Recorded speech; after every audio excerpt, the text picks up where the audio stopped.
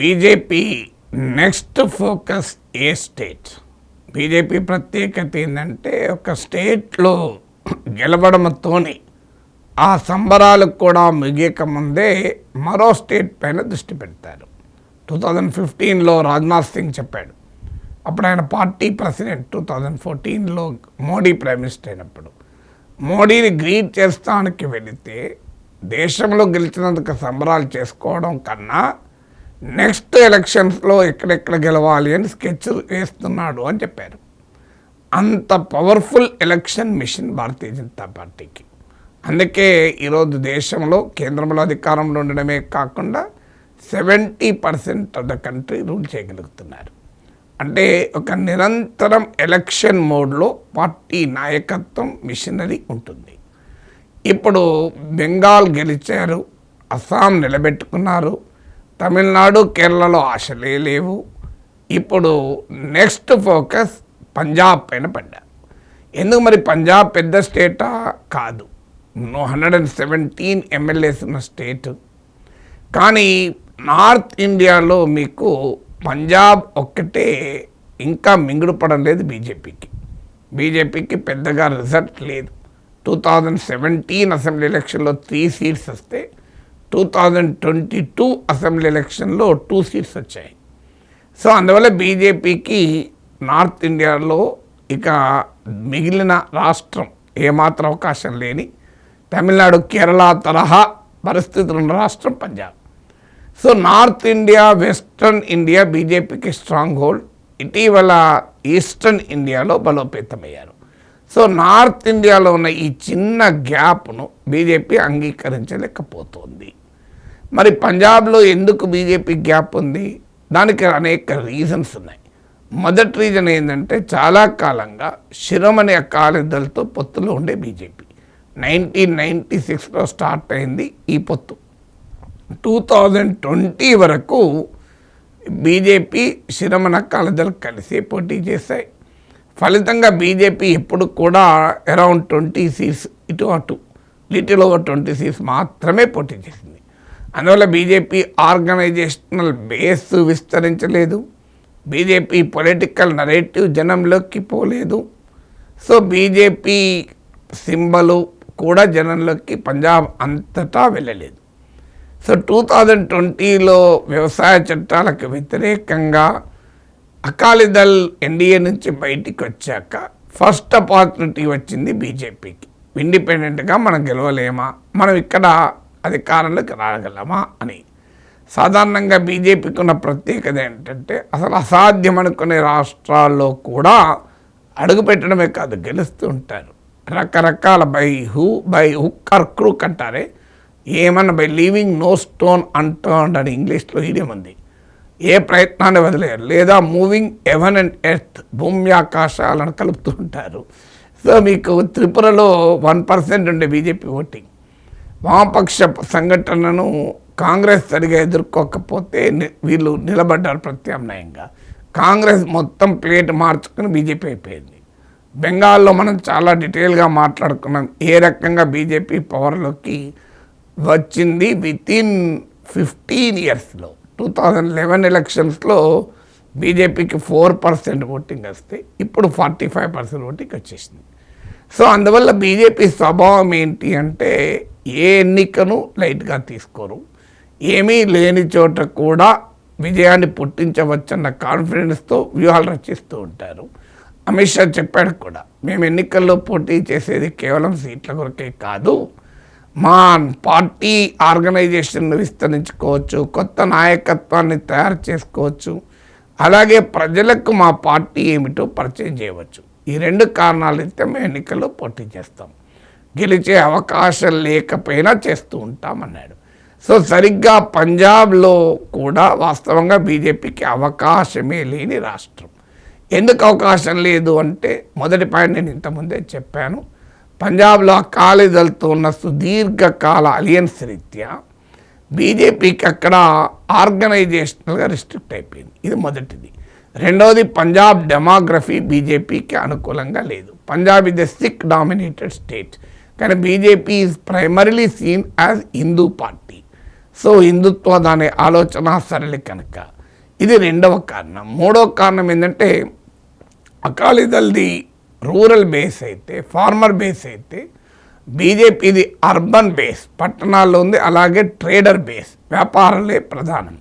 So అందువల్ల ఈ ఫార్మర్స్కు ట్రేడర్స్కు మధ్య ఉండే కాంట్రడిక్షను మీకు బీజేపీ గ్రోత్ పై కూడా ప్రభావించింది. ఫైనల్గా అకాలీదళ్తో పొత్తు పెట్టుకోవడంతో perfect combination, Sikh plus Hindu politics, rural plus urban politics, farmer plus trader politics కలవడంతో బీజేపీ అకాలీదళ్ అలయన్స్ ఇది ఫార్మిడబుల్ అలయన్స్గా ఏర్పడింది. ఈ రైతు వ్యవసాయ చట్టాలపైన అకాలీదళ్ వెనక్కిపోయేంత వరకు కూడా. సో అందువల్ల మూడవ కారణం అక్కడున్న డెమోగ్రఫీ అనేది ప్రధానమైనటువంటి అంశం. మరి ఈ పరిస్థితుల్లో పంజాబ్లో మనకి ఏం అవకాశం ఉంటుంది అనుకున్న చోట ఇటీవల ఢిల్లీ ఫలితాలు బీజేపీకి ఎక్కడ లేని కాన్ఫిడెన్స్ ఇచ్చాయి. ఎందుకు కాన్ఫిడెన్స్ ఇచ్చాయంటే ఢిల్లీలో బీజేపీ ఓడించింది ఆమ్ ఆద్మీ పార్టీని. ఇదే ఆమ్ ఆద్మీ పార్టీ పంజాబ్లో అధికారంలో ఉంది. మరి ఆమ్ ఆద్మీ పార్టీకి సిక్ నాయకుడేమీ కాదు. అరవింద్ కేజ్రీవాల్ హిందూ నాయకుడిగా ఉన్నాడు. సో అయినా కూడా మీకు ఒక reasonably urbanised state Delhi. So మీకు welfare ఎజెండాతో, aggressive క్యాంపెయిన్తో Aam Aadmi party పంజాబ్లో కూడా అధికారంలోకి రాగలిగింది. అఫ్కోర్స్ పంజాబ్ ముఖ్యమంత్రి సిక్కే కావచ్చు. అలాంటైతే బీజేపీ నాయకులు కూడా సిక్సే ఉంటారు కదా, అది ఇష్యూ కాదు. కానీ లీడర్షిప్ అనేది అకాలీదళ్లాగా సిక్కుల నాయకత్వం ఉన్న పార్టీ కాదు. సో ఆమ్ ఆద్మీ పార్టీ ఇది మొదటిది కాన్ఫిడెన్స్. రెండవది ఢిల్లీలో మొన్న బీజేపీ పంజాబ్లో గెలిచినప్పుడు తాము ఎందుకు గెలవలేమనేది బీజేపీ నమ్మకం ఒకటి. రెండవది ఆప్ను ఓడించాక బీజేపీకి ఒక ఆశ కలిగింది, ఆమ్ ఆద్మీ పార్టీ బలహీనపడుతుంది కనుక నెక్స్ట్ పంజాబ్లో దెబ్బతీయవచ్చు అని. ఒకవేళ ఇందులో బీజేపీ కనుక ఫెయిల్ అయితే ఇమీడియట్ బెనిఫిషరీ కాంగ్రెస్ అవుతుంది. ఎందుకంటే అక్కడ ఆప్ వర్సెస్ కాంగ్రెస్గా పోటీ ఉంది. అందువల్ల బీజేపీ లక్ష్యమైన కాంగ్రెస్ ముక్త భారత్ సాధించాలన్నా కూడా పంజాబ్లో కాంగ్రెస్ను రానివ్వకుండా ఆప్ను ఓడించి తామే అధికారంలోకి రావాలి అన్నది బీజేపీ లక్ష్యం. సో ఎందుకంటే ఇప్పటికే కేరళలో కాంగ్రెస్ గెలిచింది, తమిళనాడులో కాంగ్రెస్ చాలా ఫాస్ట్గా క్లెవర్ మూవ్స్ వల్ల అక్కడ అధికారంలో భాగస్వామి అయింది. కర్ణాటక, తెలంగాణలో ఆల్రెడీ బీజేపీ కాంగ్రెస్ అధికారంలో ఉంది. సో సౌత్ ఇండియా నుంచి ఆల్రెడీ నార్త్ ఇండియాలో పంజాబ్ పక్కనే ఉన్న హిమాచల్ ప్రదేశ్లో కాంగ్రెస్ అధికారంలో ఉంది. సో అందువల్ల మీకు పంజాబ్లో కాంగ్రెస్ గెలిస్తే బీజేపీ పొలిటికల్ నరేటివ్ పంక్చర్ అవుతుంది. అంటే కాంగ్రెస్ ఏదో చిన్న ప్రాంతానికి పరిమితం, అంటే ఉత్తరాది నుంచి దక్షిణాది వరకు మా ప్రజెన్స్ ఉంది అని కాంగ్రెస్ చెప్పుకోవడానికి అవకాశం ఉంటుంది. అందువల్ల ఎట్టి పరిస్థితుల్లో ఆ పట్ల ప్రభుత్వ వ్యతిరేకత ఉంటే అది కాంగ్రెస్కి బెనిఫిట్ కాకుండా తాము తీసుకోవాలనే ప్రయత్నం బీజేపీ మొదలుపెట్టింది. బీజేపీ లక్ష్యం బాగుంది, కానీ మరి ఎలా సాధించాలి ఈ లక్ష్యాన్ని ఎంచుకున్న మార్గాలు కూడా చర్చించుదాం. ముందుగా పంజాబ్లో ఈ గురువుల ప్రభావము, వారి భక్తుల ఓటింగు చాలా పెద్ద ఎత్తున ఉంటుంది. డేరాస్ అని అంటారు. సో ఇందులో చాలా పాపులర్ కమ్యూనిటీ పంజాబ్ దళితుల్లో ఒక పెద్ద సెక్షన్ గురు రవిదాస్ ఫాలోవర్స్. సో ప్రధానమంత్రి నరేంద్ర మోడీ గురు రవిదాస్ జన్మదినం సందర్భంగా రవిదాసియా కమ్యూనిటీకి చెందిన ప్రధానమైన పిల్గ్రిమ్ సెంటర్కు వెళ్ళి సంత్ నిరంజన్ దాస్ పాదాలకు నమస్కరించారు. ఆ సమయంలో లక్షలాది మంది రవిదాసియా ఫాలోవర్స్, గురు రవిదాస్ ఫాలోవర్స్ రవిదాసియాస్ అంటారు, వాళ్ళందరూ అక్కడికి వచ్చారు ఆ పిలిగ్రిమ్ సెంటర్కు. సో ఆ టైంలో ప్రైమ్ మినిస్టర్ కూడా వచ్చి వారి గురువైన సంత్ నిరంజన్ దాస్ పాదాలకు నమస్కరించడం వల్ల ఒక పెద్ద మెసేజ్, మీ గురువులను మేము గౌరవిస్తాం, మీ విశ్వాసాలని మేము గౌరవిస్తాం, మీ సంక్షేమాన్ని మేము ఆనర్ చేస్తాం అనే ఒక బలమైన మెసేజ్ బీజేపీ ఇవ్వగలిగింది. అది కూడా ప్రధానమంత్రి రాకతో. సో ఇక రెండవ ఉదాహరణ గుర్వీర్ సింగ్ ధిలాన్. ఇతను రాధాస్వామి డేరా అనే దానికి హెడ్. ఇతను అనేక సార్లు మోడీని కలిశారు, బీజేపీతో దగ్గర సంబంధాలు ఉన్నాయి. సో ఈ రెండవ డేరా కూడా ముఖ్యమైన ఫాలోయింగ్ వీరికి అన్ని కమ్యూనిటీస్లో పంజాబ్లో ఉన్నారు. మూడవ ఉదాహరణ డేరా సచ్చా సౌదా. గుర్మీత్ రామ్ రహీమ్ సింగ్ అత్యాచార ఆరోపణలపైన హత్యారోపణలు ఎదుర్కొంటూ జైల్లో ఉన్నాడు. ఇతను హర్యానాలోని సిర్సా బేస్గా ఈ డేరా సచ్చా సౌదా ఆపరేట్ అవుతుంది. కానీ పంజాబ్లో కూడా గుర్మీత్ రామ్ రహీమ్ సింగ్కు భారీ ఫాలోయింగ్ ఉంది. సో ఇతను జైల్లో తక్కువ కాలం ఉంటాడు, పెరోల్ పైన ఎక్కువ కాలం ఉంటాడు. సో కీలకమైన ఎలక్షన్ టైంలో పెరోల్ మీద విడుదలవుతూ ఉంటారు. సో ఆ రకంగా ఈ డేరాల ప్రాబల్యాన్ని తనకు అనుకూలంగా పొలిటికల్గా ఉపయోగించుకోవాలి అనేది బీజేపీ రాజకీయ వ్యూహం. నార్త్ ఇండియాలో ఇలాగే లేదు. ఈవెన్ కర్ణాటకలో లింగాయత్ మట్స్ను ఎలా ఇన్ఫ్లుయెన్స్ చేశారో, ప్రజల సెంటిమెంట్లను ఎలా గౌరవించి రాజకీయంగా తన వైపు వారి ఫాలోవర్స్ను మలుచుకునే ప్రయత్నం ఇతరత్ర కూడా చేసింది.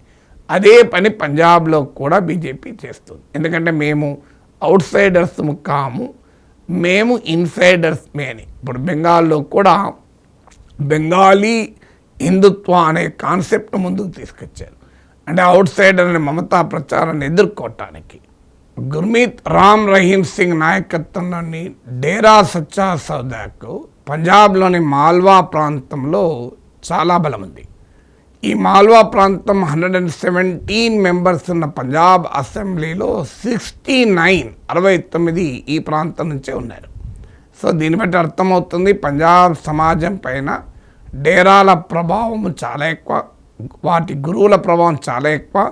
దాన్ని తనకు అనుకూలంగా మలుచుకోవాలని బీజేపీ యత్నిస్తోంది. ఇది ఫస్ట్ స్ట్రాటజీ.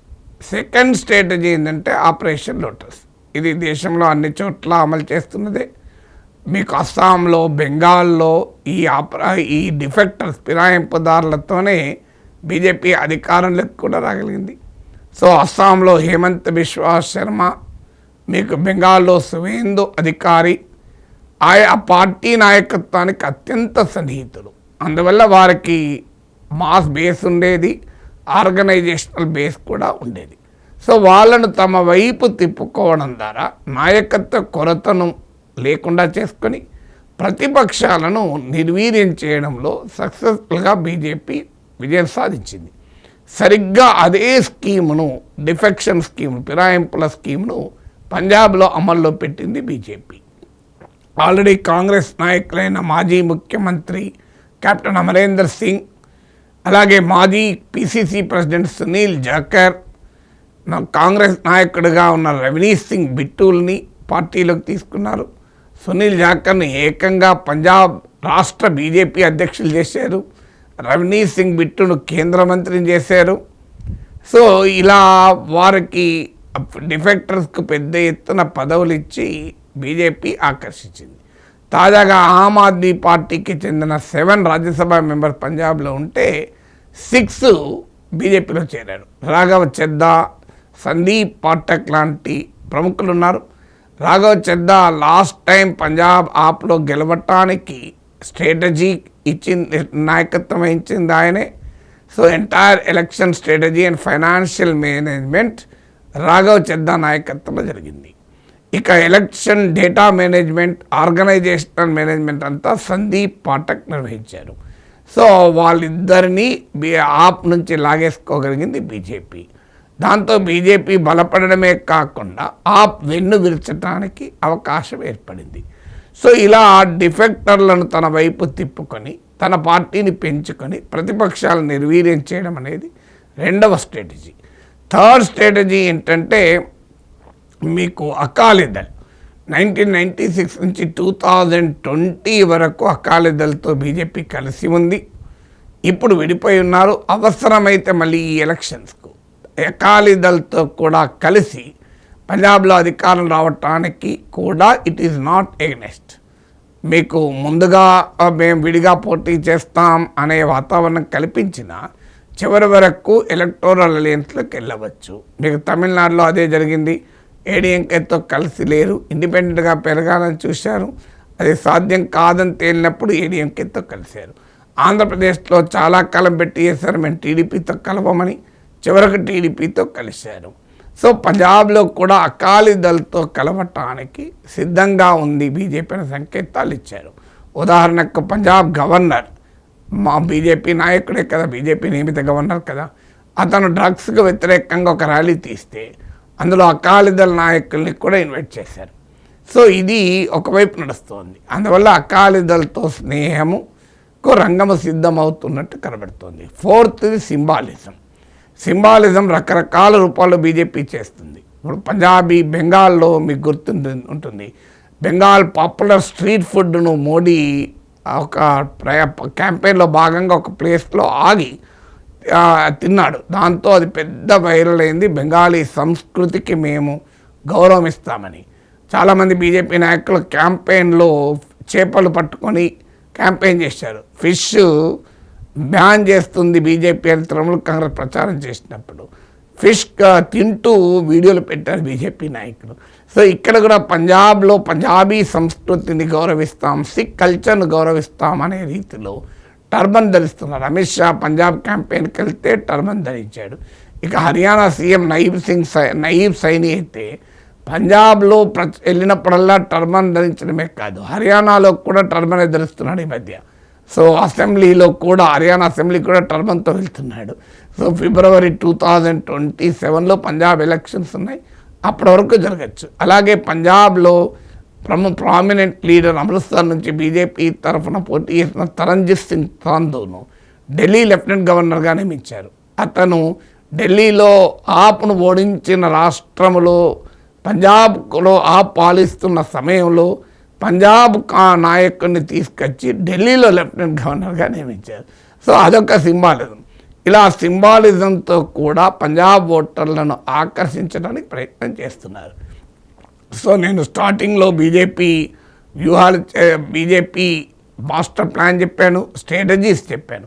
మరి ఇక ఛాలెంజెస్ ఏంటి బీజేపీకి? డెఫినెట్గా ఛాలెంజెస్ ఉన్నాయి, అంత సులభం కాదు, ఇళ్ళకనే పండుగ కాదు. ఎందుకంటే పంజాబ్లో బీజేపీకి హోమ్ గ్రోన్ లీడర్షిప్ లేదు, సొంత నాయకత్వం చాలా బలహీనం. మీకు ఆ బీజేపీ ఆర్ఎస్ఎస్ ఐడియాలజీలో పెరిగిన నాయకులు లేరు, అంతా డిఫెక్టర్లతోనే ఫిరాయింపుదారులతోనే రాజకీయం చేయాలి. సో అదొక పెద్ద ఛాలెంజ్. నేను మొదట్లోనే చెప్పినట్లు బీజేపీ బేస్ తక్కువ. సో ఎన్నడూ 20 సీట్ల మించి పోటీ చేయలేదు. ప్రధానంగా హిందూస్లో, అది కూడా అర్బన్ ఏరియాస్లో ట్రేడింగ్ కమ్యూనిటీపై బీజేపీ ఆధారపడి ఉంది. అందువల్ల బీజేపీకి ఉన్న లిమిటేషన్స్ ఇక్కడ డెఫినెట్గా ఉన్నాయి. అకాలీదళ్ కూడా బీజేపీతో కలవటానికి హెసిటేట్ చేస్తుంది. ఎలాగైతే తమిళనాడులో ఏడీఎంకే పైన డిఎంకే మీరు బీజేపీ వెనకాల ఉన్నారు పేరుకు ఆ ఏడీఎంకే, కానీ బీజేపీ ఎజెండా అమలవుతుందని పెద్ద ఎత్తున ప్రచారం చేసినట్లు పంజాబ్లో కనుక మళ్ళీ అకాలీతో కలిస్తే ఆమ్ ఆద్మీ పార్టీ కాంగ్రెస్లో బీజేపీ ఎజెండాను అకాలీదళ్ అమలు చేస్తుందని టార్గెట్ చేసే అవకాశం ఉంది. అందువల్ల వ్యవసాయ చట్టాలకు వ్యతిరేకంగా పంజాబీ సిక్ ఫార్మర్స్ పెద్ద ఎత్తున నిరసన తెలిపారు. వారిలో ఆ కోపం కూడా ఇంకా చల్లారలేదు. సో ఇలాంటి ఛాలెంజెస్ ఉన్నాయి, కానీ బీజేపీ ఆ ఛాలెంజెస్ అధిగమించి వ్యూహరచన చేసి అధికారంలోకి వచ్చిన రాష్ట్రాలు ఉన్నాయి. అఫ్కోర్స్ ఫెయిల్ అయిన తమిళనాడు లాంటి రాష్ట్రాలు కూడా ఉన్నాయి. చూడాలి 2027లో పంజాబ్లో బీజేపీ ఏం చేయగలుగుతుంది అని.